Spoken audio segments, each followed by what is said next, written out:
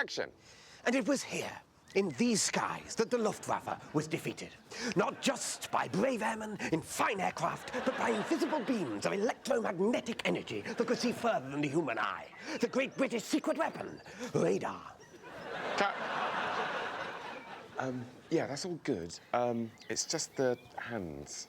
Oh, do you want me to move them more? For emphasis, that kind of thing. Actually, move them less. Righto, you're the telly expert.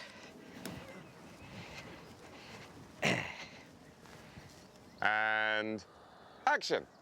And it was here, in these skies, that the Luftwaffe was defeated. Not just by brave airmen in fine aircraft, but by invisible beams of electromagnetic energy that could see further than the human eye. Cut. Is there something wrong with the camera? No, but there is something wrong with your hands. Not enough hand action. Too much. Really? You sure? No, of course, you've won a BAFTA. You wouldn't say it if it wasn't true.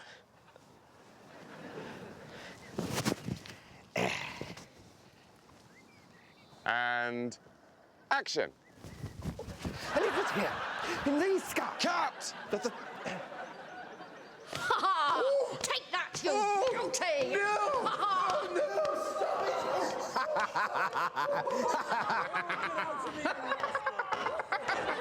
That's great stuff. Fantastic. Okay, guys, listen up, guys. Look, it's bad news. I've just been talking to the parish council, and they strongly feel that we should drop the dame rape from this year's panto. What? Now, I know how you all feel about this. But it's traditional. It's everyone's favourite bit. I'm sorry, but I'm afraid the message I'm getting loud and clear from the parish council is that it's offensive in this day and age. Oh, what? What next? I suppose they're going to tell us we can't have Cinderella sucking off the panto horse now. Well, I'm afraid they did voice some concern. But Mrs. Edwards has built a contraption that makes it jizz. That's right. Look, I'm just don't shoot the messenger. But the messenger shooting's the only bit of gore in the whole thing. I know, and I'm sorry. Oh, this is ridiculous. First, the dwarf gassing scene has to go. Then the Mr. Wolf wank song gets cut. Buttons has to be wearing clothes, which means his name's not a joke anymore. I must say, I'm on the point of walking. Tell me, Alan, can we still force-feed Mother Goose and throw her resultant pate at the audience? Oh, yeah, they're fine with that. OK. Well, it's terrible what some people do to animals. I mean, we're just here to help repair the damage, do what we can to make them better. Right, here we go. What have we got? Pheasant, gunshot wound to the chest. Oh, not again. Right, let's get him through. Yes, the first thing we do is remove some of the feathers to make it easier to get to the wound. Then we use various salves and unguents to start the healing process. Terry will talk you through it. Yes, I'm using a salve made of olive oil, a bit of rosemary, some salt and pepper. It sounds odd, but it really is the best chance these pheasants have got. And are you going to bandage the wound? I've done it already, actually. I use bacon. Again, that sounds odd, but medically it really does the trick. Well, hang in there, little chap. Other methods we use involve suppositories. We try to use the most natural ingredient medicines that we can. So a typical suppository may contain sage, perhaps chestnuts, maybe some mushrooms. It can work wonders. Damn! We've lost him.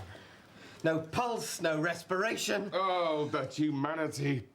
Don't worry, Terry. You did your best. I can't stand losing them. I'll see him the rest of the way. This is the crematorium.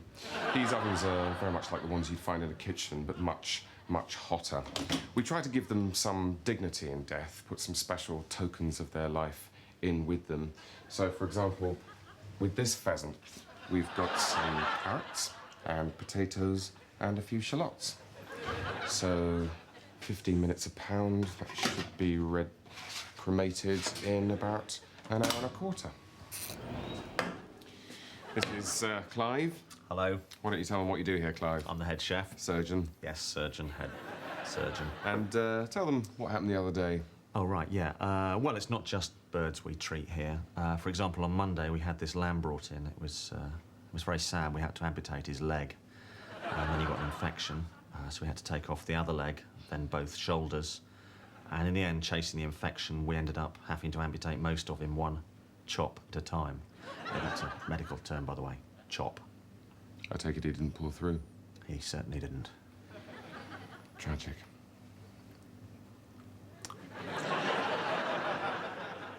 So just keep them in your pockets, all right? Sure, anything to help. All right, and action. And it was here, in these skies, that the Luftwaffe was defeated. Not just by brave airmen in fine aircraft. Cut! I'm bored. I'm bored as well. Come on, kids, it can't be that bad. There must be something you want to do. I want to play number wang. Me too. But kids, you know we can't do that. Number wang is for the television only. Playing number wang at home would infringe copyright law, thus depriving people of legitimate royalties and jeopardising future game show production, and could result in a prison sentence of up to 20 years under the Game Show Criminality Act of 1998. How about playing cucumber wang? No, Timmy, because that would be shit.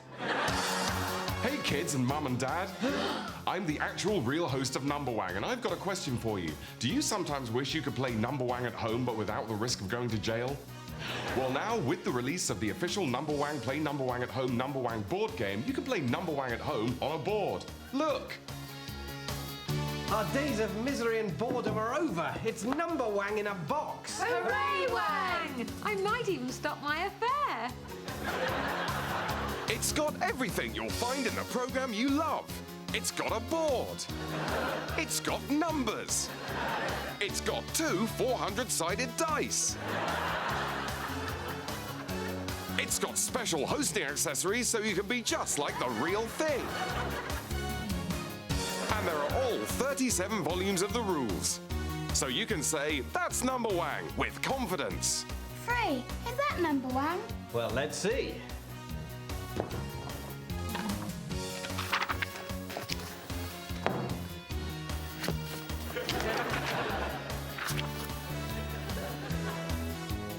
No! And it even comes with a real rotating board. Let's rotate the board. What's on the other side, kids? It's an apple.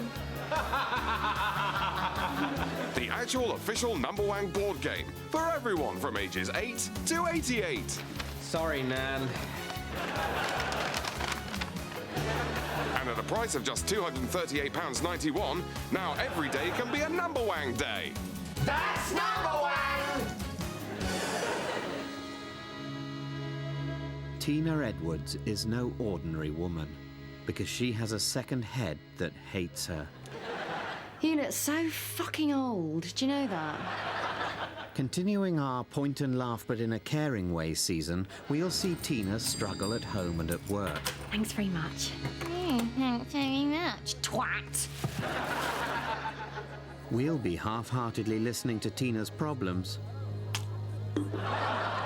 while secretly hoping for lots of footage of her weird second head going mental. That's The Woman with the Second Head That Won't Stop Calling Her a Bitch. Bitch. This Friday on 5, in between the news and the gambling. Hello?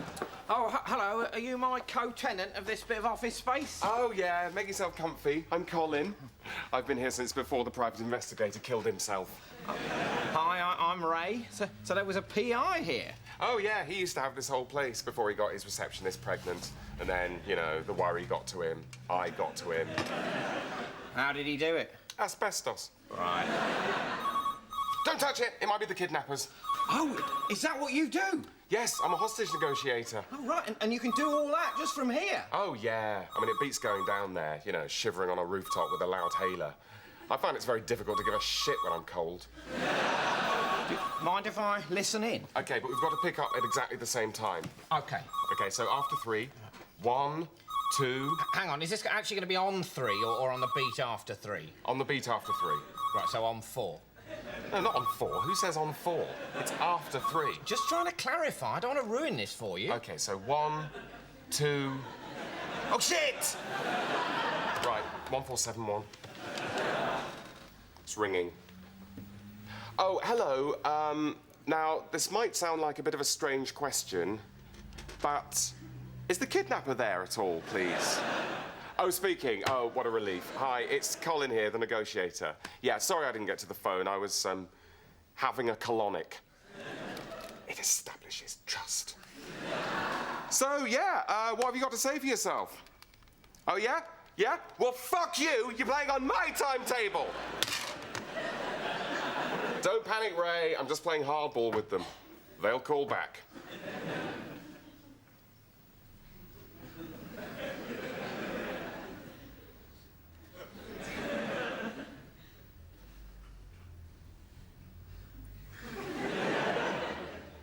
Poor man. Okay. Are we done? Yep. Shall we do this, then? I'm sorry about this, Charles. No problem. Sure we'll get it this time. And action. And it was here, under these skies, that the Luftwaffe was defeated. Not just by brave airmen in fine aircraft, but by invisible beams of electromagnetic energy, which could see further than the human eye. The great British secret weapon, radar! Cut. Forgive the blindfold, Mr. Cooch. An unfortunate necessity, I fear. I bid you welcome to the new headquarters of my organization. Yeah, very nice. Call me Ryan. Alas, I abhor informality. To business. Permit me to outline for you, if I may, the amusements I wish you to realize for me. This wall, for example. A sturdy and unyielding wall, wouldn't you say?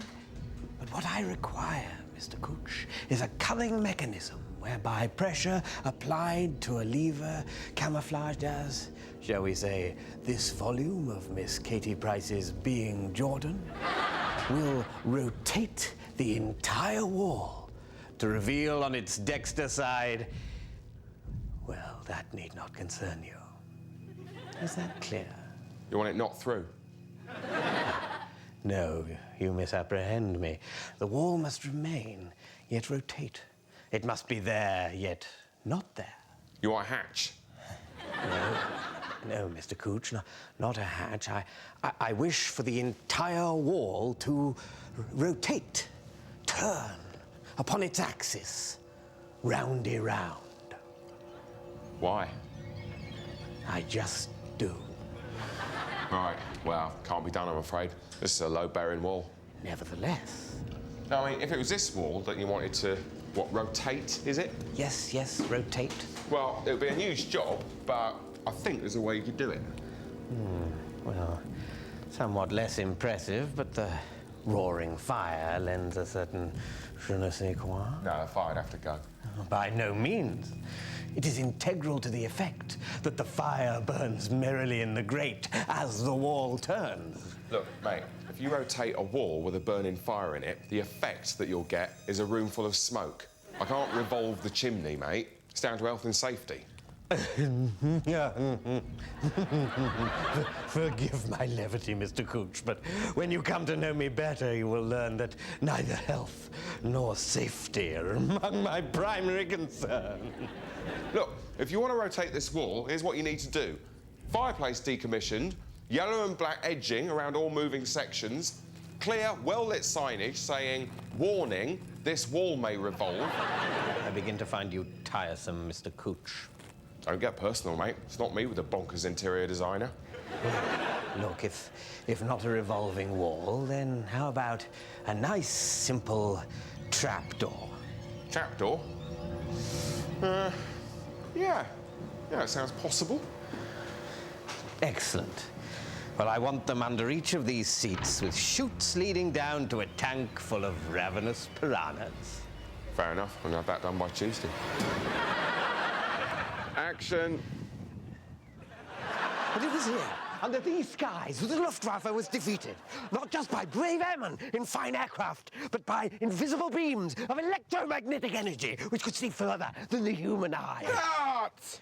Was there a problem, Charles? I thought the arms were rather good on that one. So what do you do when you're at home? I don't mean at home, I mean here.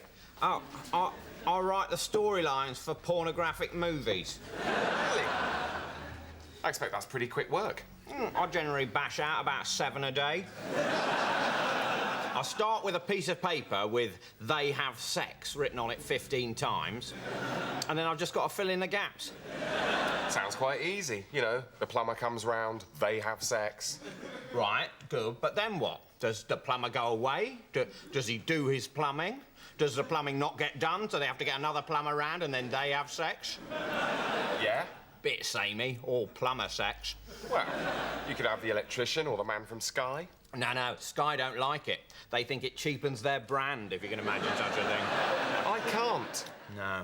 Also, there are legal issues. If the Sky man has sex with her, then the Virgin Media man, the BT Broadband man, and the Freeview man all have to do her as well, or it's undue prominence. Blimey. And I expect one of them has to be disabled. That's a separate genre, Colin. I don't like to get involved in that whole ampu-porn world.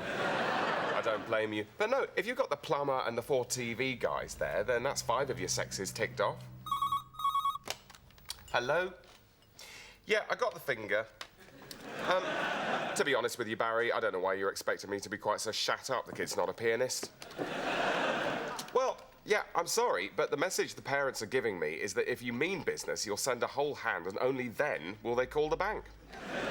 Well, I'm glad they're not my folks too, Barry, but, you know, look at it from their point of view. They do have 3 other sons. Yeah, we'll have a think.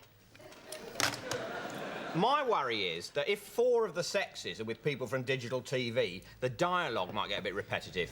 Oh, but there's loads, you know. Oh, that's what I call a broadband cable. What does that mean? Well, it kind of refers to... What, penis breadth? Don't call me penis breath. No, breadth. Breadth of penises. Yeah. It's pretty oblique. You've got to remember, Colin, that we're watching 2 people actually knobbing. So a double entendre that doesn't quite work is just going to get lost. OK, well, what if she sits on the TV, whacking off, and makes some comment about having a set-top box? Gold. So, he should be reduced to no more than a handful of dust now. Oh, no. Oh, that isn't supposed to happen. I'm going to have to call the engineer and tell him that the oven just isn't hot enough to burn things. This just looks cooked more than anything. It's terrible. Really terrible.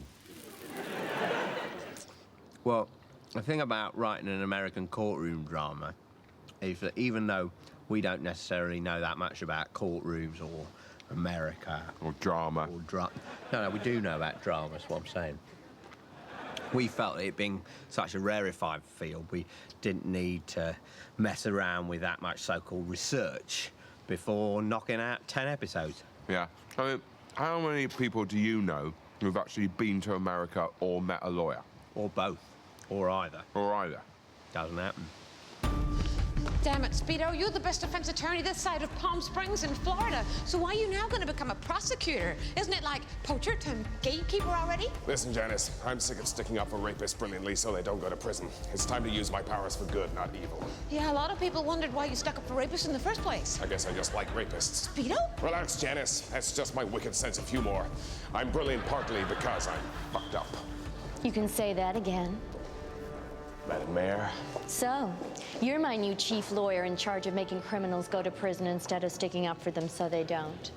That's me. Tell me, did you still wear Speedos in bed? Madam Mayor, I know I work for you now, but I needn't remind you it was a very long time ago that we were shacking.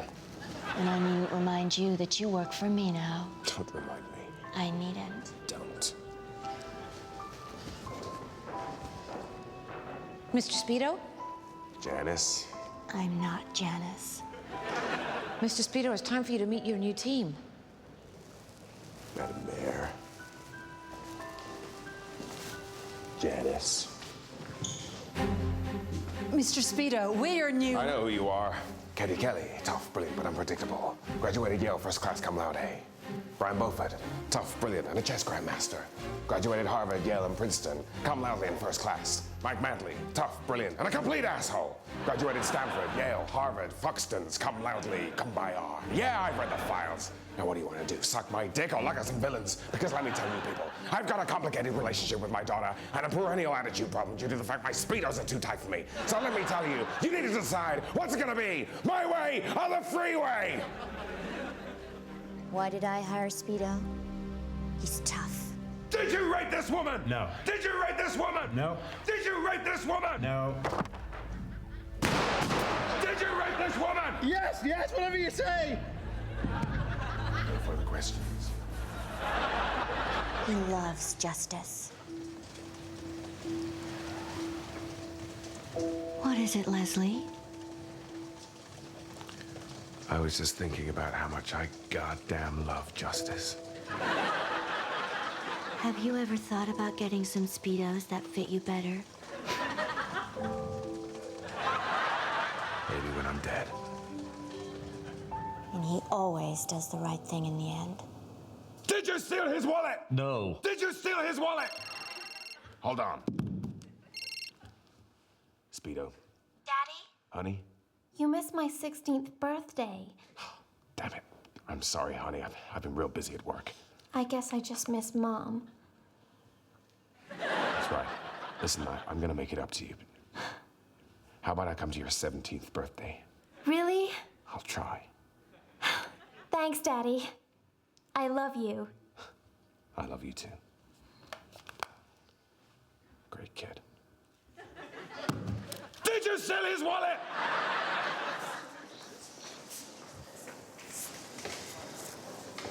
I'll see you wearing that T-shirt I bought you. Yeah. Well, you did drop quite a few hints about it, actually, so I pretty much felt I had to. You're very welcome. You don't think it makes me look fat, do you? No. I don't actually think that's possible. Oh, thank you very much. That's not what I meant. Oh. What I meant was the only way it's possible for a T-shirt to contribute to making someone look fat is if they ate it. Did you deliberately buy this T-shirt to make me look fat? No, of course not. I bought it to deliberately make you look gay. You look fat whatever you wear. Why do you want me to look gay? None of your business. Sorry. Hang on. All right, if you must know, I got into a bit of a row the other night with this bloke who was gay, and I said some things that could be construed as homophobic. What sort of things? Nothing, really. Nothing. Just a bit of backs to the wall chaps, watch out, he wants to bum you. I mean, it was completely ironic. Bloody hell. Look, it was being incredibly rude about Tony Blair. And Tony can't defend himself, you know. He hasn't got an army anymore. So I'm just covering my arse, so to speak, by making you look gay so, you know, I can say, look, there's no way I'm homophobic. I spend my whole time working with that bender. I mean, I wouldn't phrase it like that. And where does that leave? Look, it's no skin off your nose. You haven't got a girlfriend. In what way do those two statements go together? Well, you might as well be gay. I mean, one of us ought to be gay. I used to have a go. Remember my earring? Yeah. Well, so now it's your turn. But if everyone thinks I'm gay, I'll never ever get a girlfriend, will I?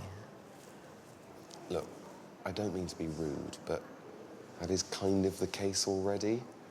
You know, I mean, at least this way you've got an excuse. You know, I never found happiness because Rob made me pretend to be gay for his career. That's a lot better than I never found happiness because of reasons to do with, I don't know, attractiveness or smell. I don't smell. Well, must be attractiveness then. Just trying to give you a get out, mate. Thanks. Have a biscuit. And that, ladies and gentlemen, is the true purpose of the Calippo organization. Now, doubtless, this may come as a shock to some of you. So let me assure you, if any of you have any moral qualms about my little proposition, you're more than welcome to simply walk away. So, any niggling little doubts? Yes, I thought that all sounded a bit So, I might go, if that's all right. But I won't tell anyone, I swear. No, Hugo. I know you won't. Well, no, I won't. I'm quite sure you won't.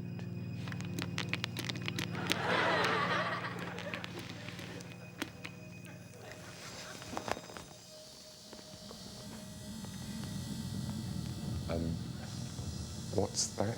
Nothing. Don't you worry about that. Okay, so am I free to go? Yes. Just sit tight for a moment, though. We need to talk about your redundancy package. Why isn't it? Because you need to press the other button. God, yeah.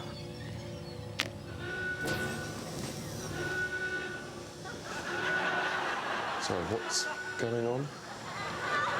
Nothing. Now we can forward date your pension to... Attention. Trapdoor number 3 is about to open. Please clear the area. Trapdoor? Is there a trapdoor? No, it's just an emergency drill. You sit tight. Trapdoor 3 is about to open. Please clear the area. I think I might go. No, stay. But we haven't talked about what sort of a leaving bash you might... Trapdoor 3 now opening. Oh, terrific. Well, what happened was, we were halfway through filming the first series of Speedo, our American courtroom drama about the tough lawyer with the fatal flaw that sounds like his name. I don't need you to bust my balls, lady. I'm wearing a pair of incredibly tight Speedos that do that for me. When the actor who played Speedo suddenly died. Want to know why they never sold the beef in Albuquerque? No, but I have a feeling you're going to tell me. Which was sad, but mainly annoying. Well, it wasn't that annoying, because we finished the script, so basically not our problem. Yeah, we just got someone else to play Speedo. There was some talk about us rewriting the scripts to make them suit him more, but... We were on a cruise around the Med by then, and I hadn't taken my laptop with me, so... What are you going to do? I'm not comfortable with this, Speedo. Madam Mayor, I'm never comfortable. Look, you knew that about me by now. But you're the wrong lawyer for this case. How can a rich white lawyer like you defend this poor black kid? Listen, Mayor, I may be white, but I'm not stupid. That kid is innocent, and he deserves the best lawyer in the world. That's me. Doesn't matter what damn color he is. I ain't telling you nothing. Okay, I get it. You don't want to talk to the big white guy in the suit. You are a big white guy in a suit. I know I'm the big white guy in the suit, but are we so very different? Watch this.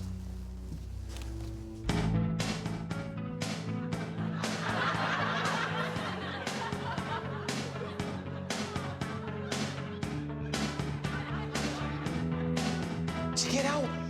White dude got some moves. You can be my lawyer.